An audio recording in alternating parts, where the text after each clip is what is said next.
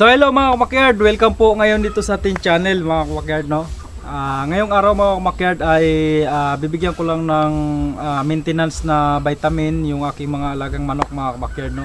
So pati yung mga babae mga kabakyard na isasalang natin sa breeding, bibigyan rin po natin mga kabakyard ng vitamin mga kabakyard. So panoorin nyo lang po mga kabakyard, no, hanggang sa dulo ng ating video mga kabakyard. At siyempre mga kabakyard, pag nagustuhan nyo yung video natin ay huwag kalimutang mag-subscribe mga kabakyard, no, at mag-like at saka share sa ating mga video mga kabakyard para marami pa tayong mga video na gagawin mga kabakyard, no.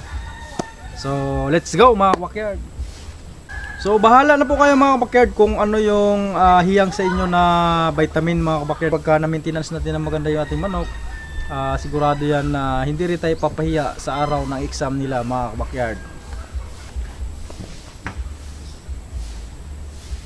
So maintenance nila mga kabakyard ay 0.3 lang ang binibigay ko mga kabakyard, no.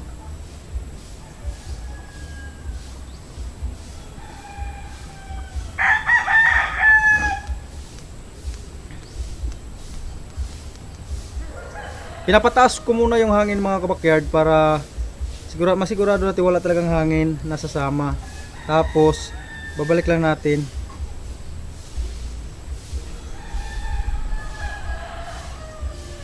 Ayan mga kabakyard, no, maliit lang yung syringe ko na nabili.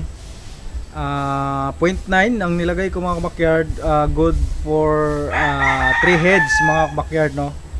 So umpisahan na natin mga kabakyard.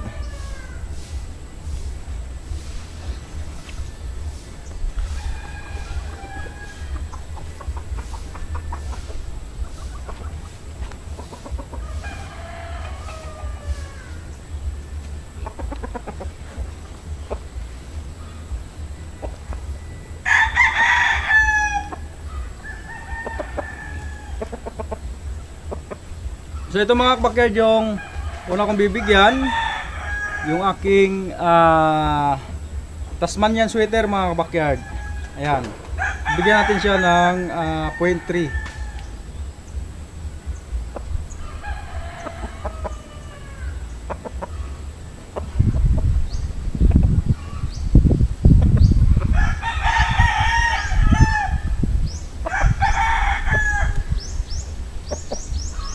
So yun mga kabakyard, tapos na natin nabigyan ng 0.3 cc yung ating Tasmanian sweater. So proceed naman tayo sa iba mga kabakyard, no.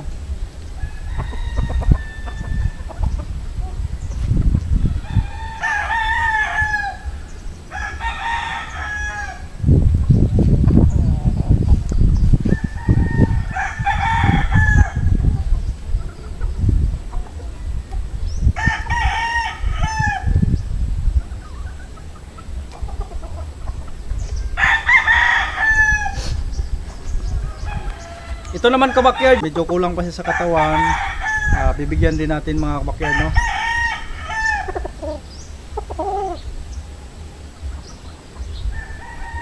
Ayan siya mga kabakyard, no.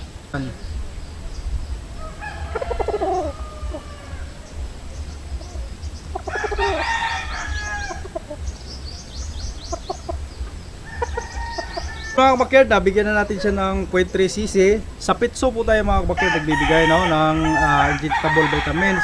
Kailangan talaga na maibigay natin ng maayos. Ayun. So yung isa naman mga kabakyard natin bibigyan.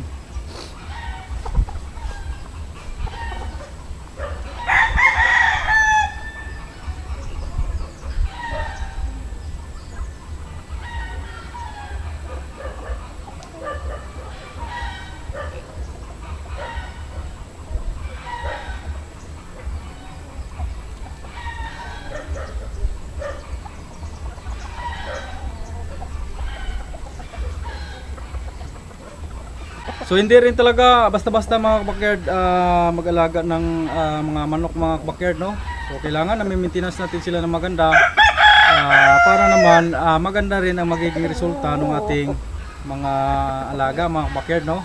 So hindi rin tayo basta-basta ipapahiya kahit mapatapat man tayo sa mga kilala na mga classmate natin mga kabakyard, no. So, pagdating sa mga ganitong pasyon natin mga backyard. Ayan.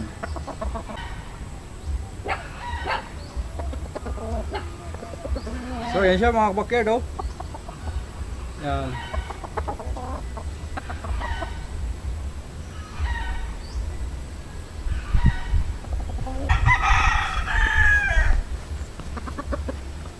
Ito naman mga backyard yung aking Boston Roundhead na nakakross sa Sweeter Gold. Ayan mga backyard no. Ayan siya. Yan, bibigyan din po natin ito mga backyard. 0.3 lang mga backyard yung aking binibigay kasi nga maintenance naman nila ito mga backyard. Buwan-buwan naman nabibigyan ko sila nito mga backyard no. Yan, maintenance pre-con na rin mga backyard. Para anytime kung pwede nating pugutin, hindi natin mahirapan sa pagkondisyon mga backyard no. Kasi sila yung naka-pre-con na. So yung proseso natin nito mga backyard, siyempre buwan-buwan din po tayo nagpupurga. Tapos pagkatapos natin sila pinurga nung hapon, kinaumagahan, kinabukasan ay nagpapaligo tayo, no? Pinapaliguan ko na sila.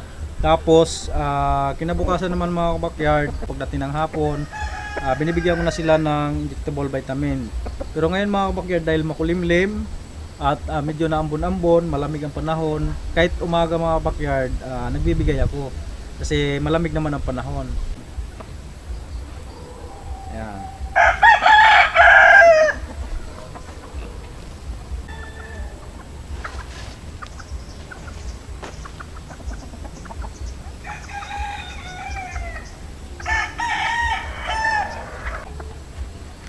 So ito nga pala mga kabakerd yung aking lemon. Bibigyan rin po natin ngayon mga kabakerd ng injectable vitamin B complex para naman mga kabakerd makapagpalabas siya ng mga healthy din mga kabakerd na sisiw, no? Ayan. Ito naman mga kabakerd yung aking high action leper hats. Ito mga kabakerd. So meron na tayo palahi nito unang batch. Pero isang piraso lang nabuhay mga backyard no. Mainam mga backyard kaya bibreeding natin ulit. So ayan siya mga backyard no. So ito mga backyard no. Bibigyan rin po natin mga backyard yung aking palahi ko na to mga backyard no. So napakalaki mga backyard na manok. Ayan. So ito na lang yung stock natin mga backyard no ng Boston Roundhead. Ayan, bibigyan rin po natin ito mga kabakerd para makapagpaitlog din po tayo ng maganda. So ayan mga kabakerd, nabigyan na natin siya. Babalik lang natin doon mga kabakerd. So umaasa tayo na bibigyan niya tayo ng mga healthy na mga anak mga kabakerd. Kasi yun yung susi natin mga kabakerd sa tagumpay no pagka malulusog sila mga kabakerd. Ayan.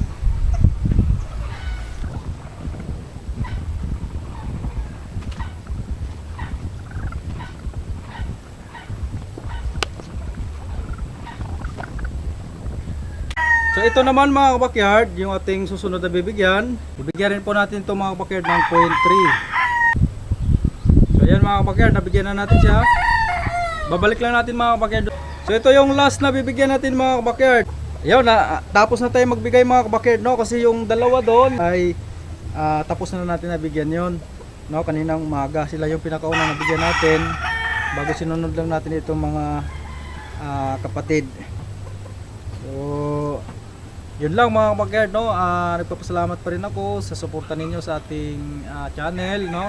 So pag nagustuhan yung video natin na ito mga kabakerd ay huwag kalimutan na mag-like mga kabakerd no at saka mag-share. Yun lang po. Bye bye.